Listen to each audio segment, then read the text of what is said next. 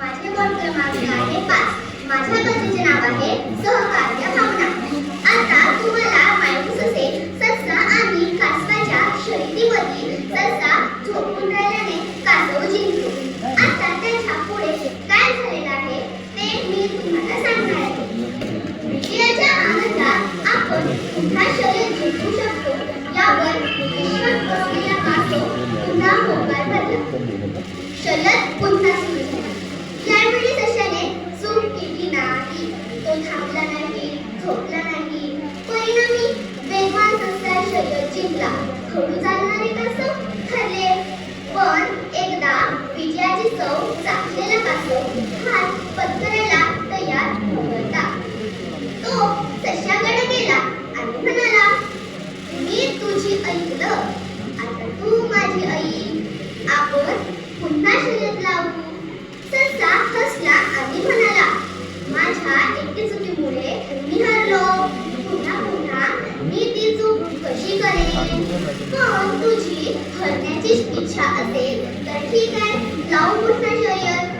ससेचा होकार मिळाल्यास कासव म्हणाला, पण यावेळी शर्यतीचा मार्ग मी ठरवणार. स्वतःच्या वेगाची आणि कासवाच्या जिंकण्याची खात्री असल्यास सशाने त्या गोष्टीवरही होकार धरला. कासवाने शर्यतीचा मार्ग ठरवला. शर्यत सुरू झाली. यावेळी ससा चूक करणार नसताना तो वेगाने पळत राहिला आणि कासव मागे हळू हळू चालत राहिला. पण अचानक ससा गेला. पाहत आहे. कासवाने बरोबर मार्ग काढला होता. आता सस्याला तर कोणतेच नव्हतं. म्हणून तो तिथेच थांबून राहिला आणि कासव हळूहळू येऊन त्या आठवड्याच्या नदीकडे पोहोचला. एकदा मागे फिरून सस्याकडे सस्मित पाहिला आणि त्या आठवड्याच्या नदीमध्ये उडी मारून त्या नदीच्या पलीकडे पोहोच गेला. कासवाने शर्यत जिंकली होती. सस्याच्या वेग क्षमतेवर कासवाने स्वतःची बुद्धी क्षमतेने मात केली.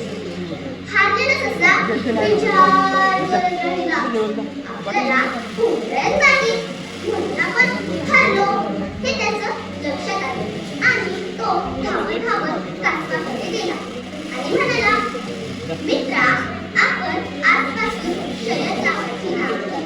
आपण दोघंजण एक करायचं.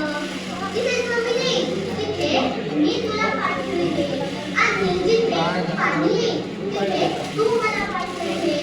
आपण दोघंजण मिळून राहू.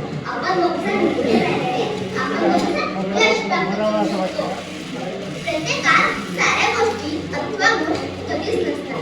मात्र प्रत्येकात काहींना काही खूप महत्त्व असते. जे इतरांकडे नाही ते आपल्याकडे असू शकते आणि जे आपल्याकडे नाही ते इतरांकडे असू शकते.